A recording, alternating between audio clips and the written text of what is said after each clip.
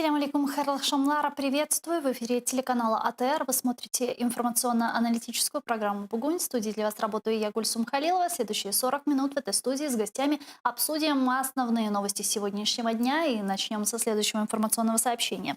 В рамках заседания Комитета парламентской ассамблеи Совета Европы по вопросам равенства и недискриминации состоялось слушание по ситуации с нарушением прав человека и прав крымских татар на территории временно оккупированного Крыма. На слушании также приняли участие крымские татары, в частности, председатель Меджлиса крымско-татарского народа Рифат Чубаров, а также первый его заместитель Нариман Джилял прямо из временно оккупированного Крыма. Также принимали участие народные депутаты Украины и уполномоченная Верховной Рады Украины по правам человека Людмила Денисова, которая во время выступления на комитете ПАСЕ по вопросам равенства и недискриминации сообщила, что Россия не соблюдает в оккупированном Крыму права крымских татар и дискриминирует коренное население. С нами сейчас на прямой связи политический аналитик, директор Институту світової політики Євген Магда. Пане Євгене, вітаю вас.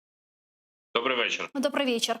Ну, что думаете относительно сегодняшнего заседания Парламентской ассамблеи Совета Европы?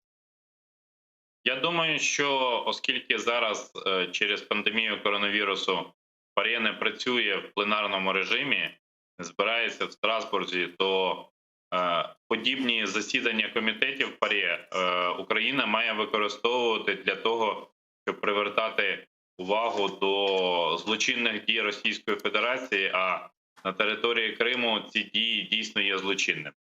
І це відомо, тобто Україна має відповідати на закиди, скажімо, пані Поклонської про те, що вона не дає Дніпровській воді опинитися в Криму, а говорити про факти переслідування не лише кримських татар, але й всіх громадян України, які опинилися на цій тимчасово окупованій території нашої держави. Це єдино можлива політика. Что, впрочем, и сегодня делали украинские представители на Комитете парламентской ассамблеи. Там с российской стороны выступала уполномоченная по правам человека в России Татьяна Москалькова, которая, по словам Рифата Чубарова, откровенно врала и выступала Нариман Джилял, первый заместитель председателя, который рассказал о всех нарушениях прав человека в оккупированном Крыму. Рифат Чубаров был доволен реакцией и вопросами наших западных партнеров. Но, тем не менее, как вы считаете, насколько серьезные сегодня наши позиции и сильные наши позиции в Парламентской ассамблее Совета Европы, учитывая, что эта организация возобновила полномочия Российской Федерации, несмотря на первую резолюцию 2014 года, и более того, еще там избрали вице-президентом представителя со стороны РФ? Ви знаєте, шановна Гульсум, справа в тому, що ми маємо справу з таким цікавим парадоксом. Минулого року Німеччина і Франція виступали за те, щоб повернути Росію до ПАРЄ. Докладали до цього максимум зусиль, деяких депутатів до цього підштовхували, деяких там переконували, говорили, що це потрібно. Ну це, власне, культура західного політикуму передбачає постійний діалог, навіть діалог з опонентом. А саме зараз, цього тижня, Німеччина і Франція, ті самі країни, вони ініціювали санкції проти Росії за спробу отруїти Олексія Навального. Той, який говорив ще далеко до отруєння в 2014 році, що Крим – це не бутерброд. Це парадокс. Але ж Росію зараз ніхто з ПАРЄ виганяти не буде. Ми це розуміємо, бо там було ухвалено і відповідну процедуру, яка ускладнює тепер обмеження прав будь-якого члена Ради Європи. Тому треба грати тими картами, які є на руках, і відповідно організовувати вплив з іншими країнами, оскільки нас в ПАРЄ активно підтримують країни Балтії, нас підтримує Польща, нас підтримує Швеція, нас підтримує Велика Британія. Нас потрібно працювати з ними разом і добиватися своїх відповідних успіхів. А каким образом вы видите эту работу? Как организовывать эту работу, если Российская Федерация западных партнеров, в том числе, вот если говорить в рамках ПАСЕ, постоянно шантажирует? До этого она их шантажировала со своими членскими взносами в эту ассамблею, да, и сейчас вот такая ситуация. Как нужно нам разговаривать с нашими западными партнерами, чтобы в определенных вопросах, когда они стоят между выбором гуманитарных ценностей и экономических интересов, выбирали гуманитарные ценности? Ну, дивіться, сьогодні розпочався візит Володимира Зеленського до Туреччини. Мгм. Це одна складова. Інша складова це спілкування з нашими партнерами в Європейському Союзі. Третя складова це спілкування з нашими партнерами за океаном, Сполученими Штатами і Канадою. Все це складові, які мають між собою узгоджуватись. Українська влада в цих питаннях має говорити одним голосом. Ви знаєте, буквально вчора міністр, чи навіть сьогодні зранку, міністр закордонних справ Росії Лавров заявив, що Росія ніколи не сприймала Туреччину як стратегічного союзника. І я думаю, що Україна якраз має нагоду скористатися таким шансом і заявити, що Україна завжди сприймала Туреччину як стратегічного союзника. І в цьому аспекті теж вибудовувати нашу двосторонню співпрацю. Каковы ваши ожидания от визита Зеленского в Турцию? Відомо, що буде підписано угоду про військово-технічну співпрацю, і в принципі тут є цілком очевидне підґрунтя. Це не лише безпілотники Байрактар, які є, до речі, на озброєнні українських збройних сил. Про це багато хто забуває. Їх купили ще за президентства Петра Порошенка. Але є інший цікавий нюанс. Туреччина є членом НАТО. Країна приєдналася до партнерства розширених можливостей НАТО. І ця співпраця вона може сприяти подальшому нашому просуванню шляхом саме євроатлантичної інтеграції. Дуже дякую вам, пане Євгене. Євген Магда, політичний аналітик та директор Інституту світової політики, був з нами на прямому зв'язку. К нам сейчас присоединяется народный депутат Украины, фракции «Слуга народа» и председатель украинской делегации в парламентской ассамблее Совета Европы Елизавета Ясько. На нас слышит. Пани Лиза, витаю вас. Добрый вечер. Добрый вечер. Ну что ж, мы вчера с вами обсуждали ожидания ваши от заседания Комитета парламентской ассамблеи Совета Европы. Сегодня оно состоялось. Как вам? Я не брала участь в цьому комітеті, тому що я не входжу в цей комітет, але члени делегації поділились, звичайно, ті, які входять в цей комітет, поділились враженнями і сказали, що це було дуже добре озвучено всі наші аргументи. По суті, вся правда, яку ми знаємо про порушення прав кримських татар в Криму, все було озвучено нашими представниками і Денісовою, Ріфатом Чубаровим, Наріманом Джелялом. І, в принципі, всі учасники цієї розмови, які після цього виступали, задавали питання, вони почули нас, і росіяни майже там навіть нічого не могли сказати зі своїх аргументів, щоб особливо на когось вплинуло. А что, по вашей информации, как реагировали наши представители западных партнеров на то, что было озвучено? Дуже нас підтримує, звичайно, Балтійські країни. Відомо, що представник від Латвії дуже добре виступав. Туреччина, представниця від Туреччини, також виступала в підтримку кримських татар і сказала, що така ситуація, що ті пропагандистські кліше, які існують, ну, це я вже від себе говорю. Коротше, це звучало дуже добре для України сьогодні, тому сьогодні є позитивні новини.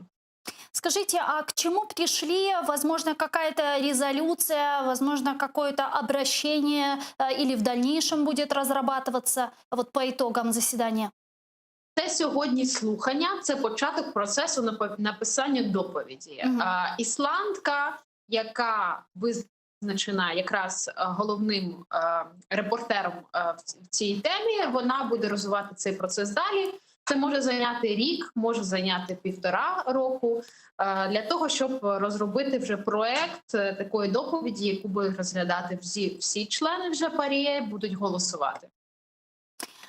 Вот если оценивать наши позиции в парламентской ассамблее Совета Европы, а сегодня вот мы разговаривали с Рифатом Чубаровым, который принимал участие на заседании этого комитета, и он сказал, что он напомнил резолюцию 2014 года, где там четко говорится, что парламентская ассамблея лишает полномочий Российской Федерации из-за оккупации полуострова. Но, тем не менее, мы видим, что в 2019 году все-таки ПАСЕ возобновила эти полномочия, избрала вице-президентом представителя Российской Федерации. Вот как вы считаете, можем ли мы добиться каким-то образом восстановления вот первого решения резолюции 2014 года? Це залежить, на жаль, лише від країни-агресора і наскільки вони готові щось визнавати. Зі сторони тієї платформи ПАРЄ, яка в нас є, ми можемо давати рекомендації. З української сторони ми можемо наполягати на розгляді питань, які для нас важливі. Але поки Росія буде говорити неправду, нічого, звичайно, не зміниться, на жаль. Дуже дякую вам, пані Леза. Леза Язикова, народный депутат Украины «Слуга народу» и председатель украинской делегации в парламентской ассамблее Совета Европы была с нами на прямой связи. Но я хочу перейти к следующей не менее важной теме. Президент Украины Владимир Зеленский озвучил второй из 5 вопросов на всеукраинском опросе, который власти планируют провести в день местных выборов 25 октября. Вчера, напомню, президент спросил, готов ли он поддержать пожизненные посадки для коррупционеров, которые берут их в больших размерах. И сегодня он озвучил второй вопрос. Вот что он сказал. Усім привіт! Ми обіцяли всі важливі питання вирішувати разом з тобою. І ми робимо перші кроки на цьому шляху. 25 жовтня на виборчій дільниці ти зможеш дати відповідь на 5 важливих питань. І сьогодні питання номер 2. Чи підтримуєш ти створення на Донбасі вільної економічної зони? Неділя, 25 жовтня. Приходь і вирішуй. Буде так, як вирішиш ти. Бо Україна – це ти. Сегодня ближе к обеду в офисе президента неожиданно озвучили весь список вопросов, которые войдут на всеукраинский опрос. Об этом в комментарии «Новому времени» сказал советник главы офиса президента Михаил Подоляк. Он также добавил, что по 5-му вопросу еще продолжаются обсуждения. Давайте вместе послушаем все 5 вопросов, которые планируют спросить у украинцев.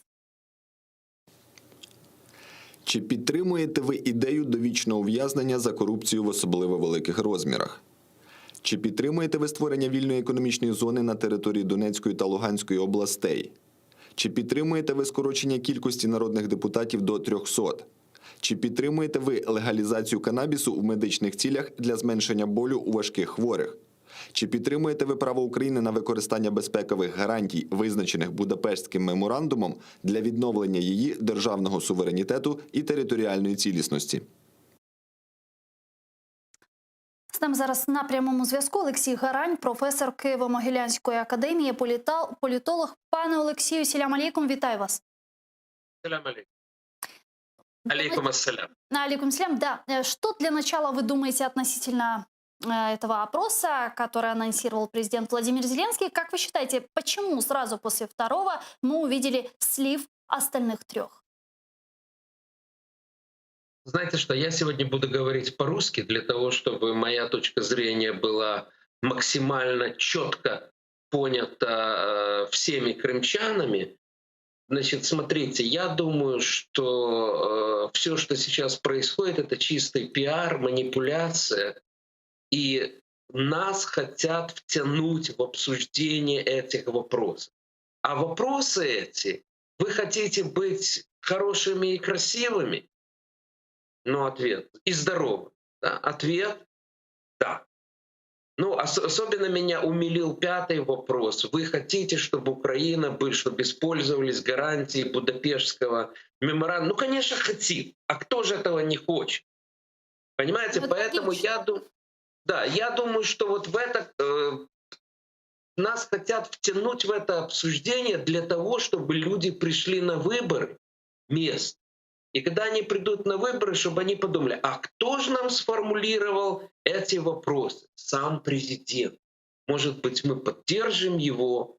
поддержим его партию. На самом деле, то, что предлагает нам Зеленский, это не референдум, это не всенародное обсуждение, это не экзит-пол, и это даже не социологический опрос. А Потому что что это то, что тогда? он... А неизвестно что. Понимаете, я вам объясняю, это по закону это не референдум и не всенародный опрос, потому что у нас нет соответствующей законодательной базы. Это не экзит-пол, потому что цель экзит-пола это опрос, за кого вы проголосовали. И аудитория — это именно люди, которые пришли на выборы. И это не социологический опрос, потому что социологический опрос означает, что в нем должны быть представлены все основные социально-демографические группы в той пропорции, в какой они живут в этой стране. И тогда это будет точно. А на выходе из, смотрите, на избирательные участки придет где-то 60%, так, приблизительно, плюс-минус, так? Значит, то есть это уже будет неполный охват аудитории. Далее, это люди, которые приходят, они как бы наиболее активные. Часть из них пойдет к этим, неизвестно, где будут стоять кто это будет проводить. Да, процедура вообще называемый непонятна. опрос. Да. Вот. И поэтому это не социологический опрос. Еще раз, это, знаете, уже когда это приблизительно, началась как бы критика такая жесткая, да, что по своей форме это напоминает какие-то псевдореферендумы, которые проводились неизвестно кем, без списков выборцев, избирателей, без настоящего подсчета голосов, проводились непонятно кем и непонятно как. Поэтому я думаю, на самом деле, независимо от тех вопросов, которые якобы вынес президент Зеленский, наш ответ должен быть: мы не должны принимать в этом участие. Это Филькина грамота. Понимаете, это Ну, Филькина действительно, грамота. я пытаюсь понять, а в чем суть, если, как заявляют в офисе президента, никаких юридических последствий этот опрос, если можно Смотрите, его так таким в том-то и дело. назвать, Они говорят, мы хотим услышать точку зрения народа. Но я еще раз объясняю, как представитель социологической структуры Фонда демократические инициативы, что к социологическому опросу это не имеет никакого отношения. Там это не точное. Смотрите, для того, чтобы понять, что думают люди, достаточно было провести социологический опрос 400 людей по Украине. Похибка, погрешность 5%. Значит, если 1000 людей по Украине, значит, будет уменьшаться погрешность, там 3%. Обычно максимально социологические опросы проводятся 2000, и это дает достаточно точный результат. Вот если президент Зеленский хотел это услышать, можно было провести социологический опрос. Самое смешное, что некоторые из этих вопросов, они уже стояли в вопросах других компаний, уже проводились на эту тему в отношении свободной экономической зоны в Донбассе. Все это уже было. Поэтому еще раз, это чистейшая манипуляция. И если мы начнем сейчас все это обсуждать, надо, не надо, мы попадем в тот капкан, который расставляют на Банковой. Значит, мой ответ такой: не надо людям засорять мозги. Люди 25 числа должны прийти и избрать своих местных депутатов и мэр. Людям будет над чем подумать.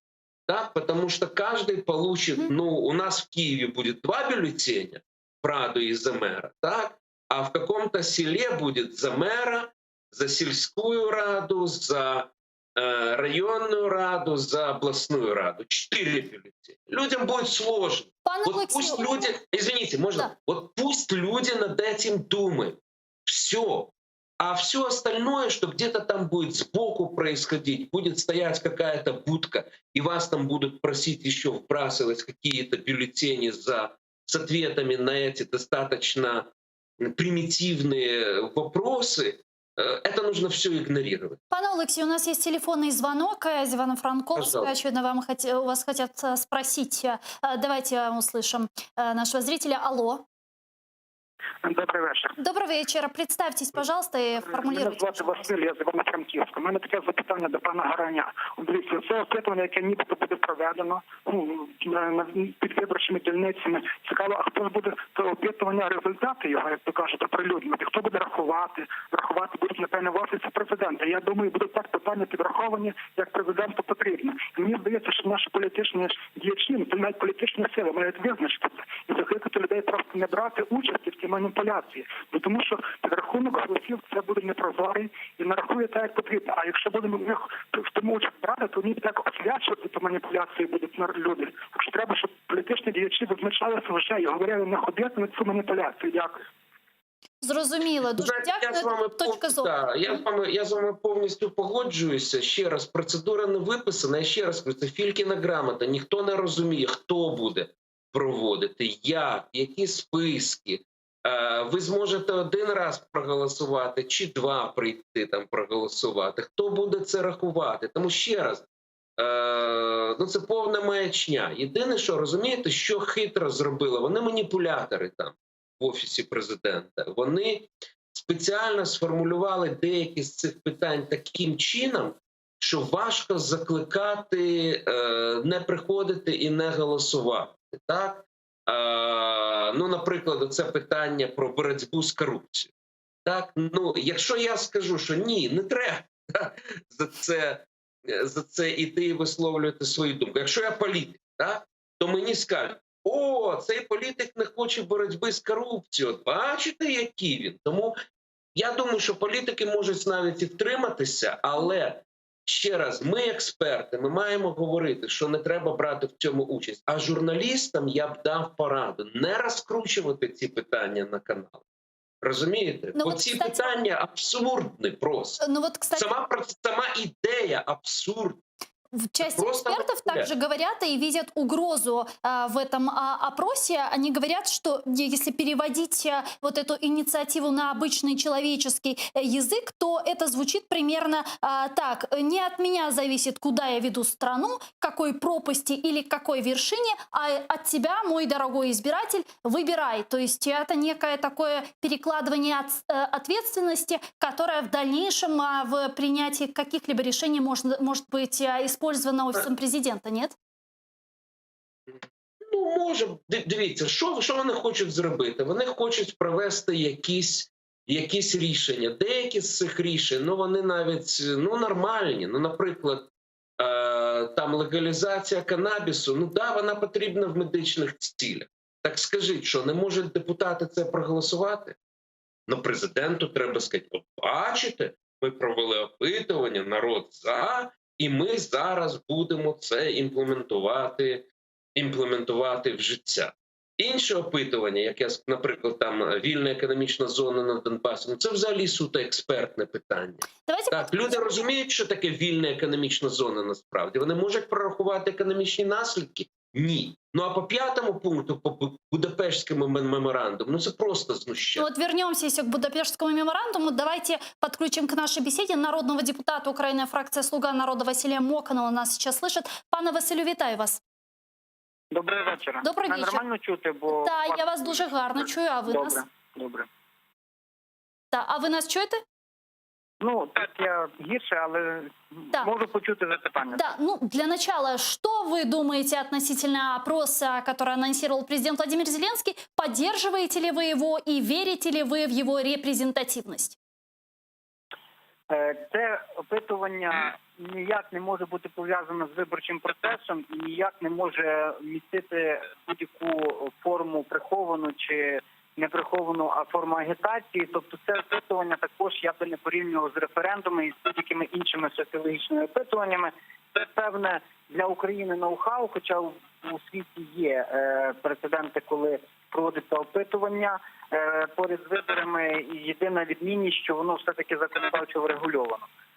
Тобто, на мій погляд, я за будь-яку форму комунікації з суспільством, але я усвідомлюю, що це опитування – це опитування без наслідків юридичних. Єдине, що може бути, це на основі цих відповідей, якщо вони будуть однозначні, то можуть з'явитися відповідні законодавчі ініціативи в подальшому. І, наприклад, президент, як суб'єкт законодавчої ініціативи, може внести ці законопроекти як невідкладні. Але в Например, будь-якому какие? випадку, які би не були результати, це буде залежати від самої суті законопроекту, як ця ідея буде пропонуватися імплементувати, і саме на парламенті буде відповідальність за голосування, підтримку чи не підтримку тої чи іншої ініціативи. Мгм. А как вы себе видите процедуру проведения этого опроса? І це однозначно процедура без залучення державних ресурсів. Не мова не тільки про кошти, а й про виборчі дільниці, які інші ресурси, які держава використовує для проведення виборів місцевих. Тобто це абсолютно добровільна згода на взяти участь у опитуванні поза межами виборчих дільниць, з залученням там громадських організацій, волонтерів, такого іншого. Тобто технічну сторону і питання фінансування я зараз не готовий коментувати, оскільки ці коментарі має дати ініціатор, в даному випадку Офіс президента. Дуже дякую вам, Василь Мокан, народний депутат фракції «Слуга народу», був з нами на прямому зв'язку. Пане Олексію, вот вы слышали, Василь Мокан говорит, что это никоим образом не связано с местными выборами, и про финансирование также ничего не знают. И о процедуре говорят, возможно, будут привлекать волонтеров. Ну а где взять такое количество волонтеров? Ну так а чого ж ви не поставили це питання пану Мокану? Я, до речі, вам посилав паси в ефірі, навіть руками махав, бо мені здавалося, Да, я хотів поставити... Ну так що ж ви не дали слово? Я хотів поставити питання якраз пану Мокану. Тому що пан Мокан, він політолог, так, і він якби має відповідну професійну освіту. І я думаю, що він прекрасно все розуміє. Але оскільки він є представником, здається, Кабміну в парламенті, то він відповідно проводить партійну точку зору. Да? Ну, треба було його питати, хто це буде проводити, що за волонтери, які гроші. Ви бачите, що він нічого не знає. Тому я ще раз звертаюся до того, що це абсолютна фікція. Нам не треба брати в цьому участь, нам не це треба рекламувати, нам не треба рекламувати безглуздих питань, які виносить Зеленський. Нам треба робити свою роботу. Хай виборці краще думають, за кого вони будуть голосувати. Хай дивляться, хто у них представляє ті сили, або хто йде на мера, за кого вони хочуть проголосувати. І хай на цьому сконцентруються. Для цього місцеві вибори і є, а не для того, щоб брати участь невідомо в чому. Знаєте, це як в казочках. Піди туди не знаю куди і візьми те, не знаючи ще. Вот относительно пятого вопроса мы хотели с вами поговорить, в том числе. Звучит этот пятый вопрос примерно, не примерно, а конкретно так. Чи підтримуєте ви право України на використання безпекових гарантій, визначених Будапештським меморандумом для відновлення її державного суверенітету и территориальной целостности? Вот я тут в этом вопросе ищу логику. Если идет речь о реализации гарантий, то их должны выполнять гаранты. Почему это спрашивают? Ви все правильно розумієте, тому що ви грамотна і освічена людина.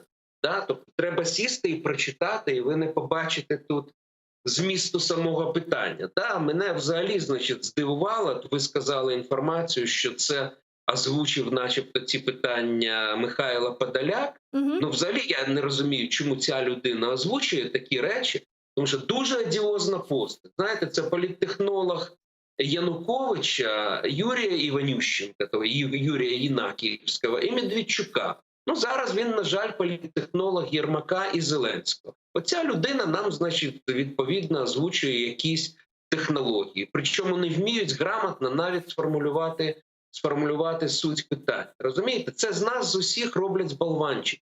Нас ображають, на жаль. Тут еще по Будапештскому меморандуму логично, возможно, было спросить, чего мы ждем от наших западных партнеров, какой реализации гарантий, чего они не сделали на протяжении этих 6 лет или просто не осмелились сделать. Но если ставить вопрос, то ставить таким образом. Но я еще раз говорю, для этого не обязательно устраивать такие вещи в день выборов. Ну поймите, что это технология, чтобы отвлечь наше внимание. Вот команда Зеленского не может решить местные проблемы. Они наше внимание опять отвлекают вот этими вот фишечками и видосиками. Я сразу, знаете, я тут очень критично сейчас говорю о действиях Зеленского и его команды.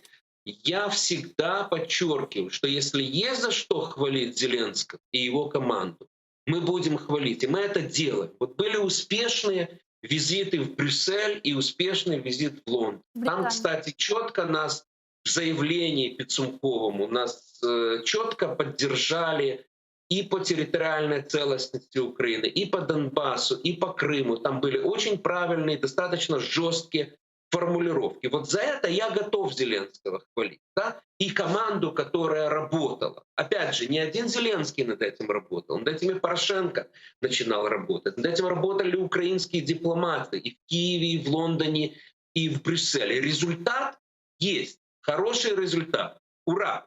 Да?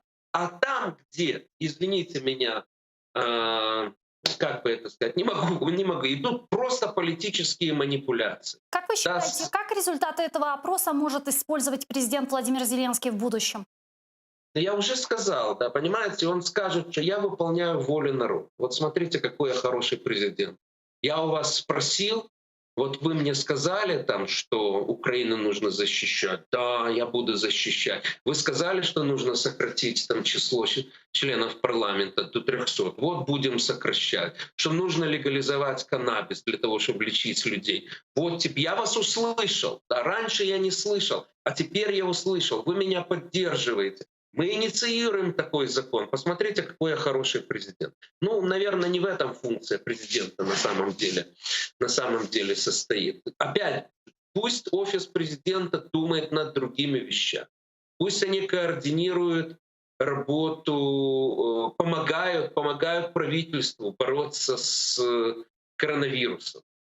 Пусть помогают, думают над тем, как бороться с продолжающейся российской информационной агрессией, как бороться с пожарами в Донецкой и Луганской областях. Вот так вот вопрос. Но им нужна власть. Понимаете, им власти мало в центре, они понимают, что рейтинг падает на местах. Вот им нужно увеличить явку.